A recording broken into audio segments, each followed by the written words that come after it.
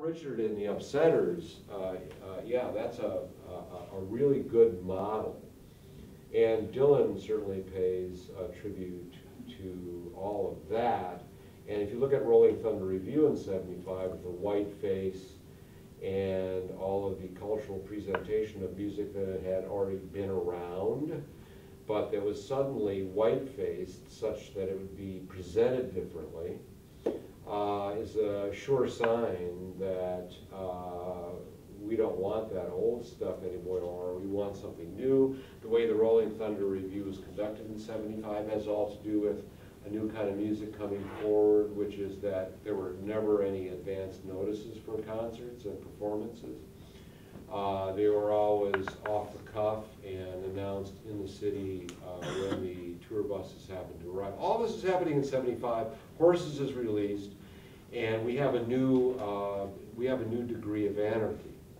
We have a new degree of anarchy that starts to move oddly into glam versions, and that's dangerous material, because there what you have is 100% mask, potentially, and we're not sure who anyone is anymore when we get into that category that comes out of punk. So punk absolutely produces not only music in and of itself that's in radical opposition to the music around it. It exists by itself for a very short period of time as a definitive idiom, but then influences everything thereafter. It has all to do with why people jump around on stage a lot and fall over. And it's, you know, it has a lot to do with ecstatic moments of musical epiphany, some of which have to do with, at its origins, well, I can't really play anymore because I don't really know anything more to play, so I think I'll just fall over. This is the way the Ramones did it. And their concerts are legendary.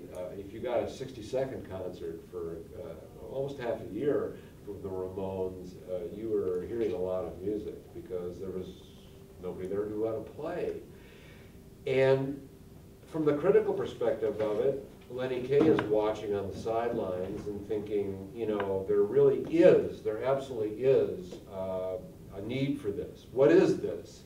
And if you want to look at where punk rock really starts to get a sound, you find critics putting down their pens and picking up guitars, seriously.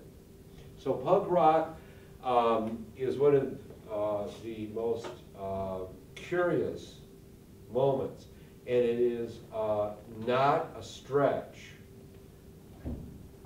to say that the people who were involved in it felt that there was a return to some sort of, I'm just going to say what was being said at the time, in disagreement, folk process. So one was involved with something. This is the era of all the little magazines that started to come out. A magazine for each and every band. Total chaos in terms of performance, blasphemy. And we certainly see it reach the UK very quickly. It's an American startup, but it reaches the UK very quickly and coalesces an entire generation, out of which we get material like The Clash and so forth and so on. It is music, it does exist, misperceived at its origins as to what it was doing.